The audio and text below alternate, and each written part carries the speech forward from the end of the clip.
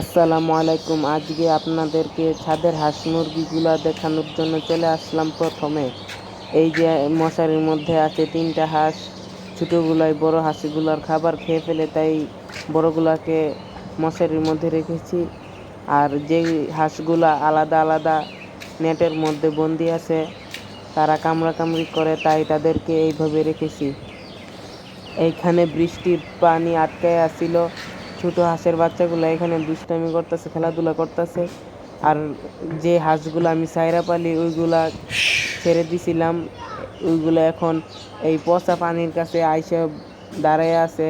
তারা এখানে যে কুডি পেনা যেটাকে বলে সেইটা খাচ্ছে, খুদি পেনা যেটা বলে সেই পেনা খাচ্ছে। কিন্তু পুকুরের পানিটা খুবই বাজে। এই হাঁসগুলো কিন্তু সবচেয়ে আরামে আছে এবং সুন্দরভাবে বড় হচ্ছে। আর আমি এখন আপনাদেরকে মুরগির বাচ্চাগুলো দেখাবো। মুরগির বাচ্চাগুলো তো মূলত 8টা থেকে একটা কি হয়েছে জানি না, আর বাকি 7টা থেকে 2টা কেউ মনে হয় নিয়ে গেছে, বাইরে ছাড়ছিলাম। এখন এগুলো ছাদে ছাড়া আছে। আর একটা বড় মুরগি আছে যেটা রাত্রেবেলা ছাদে আসে এবং দিনের বেলা বাইরে থাকে এবং ডিমও বাসায় পারে। মাশাআল্লাহ।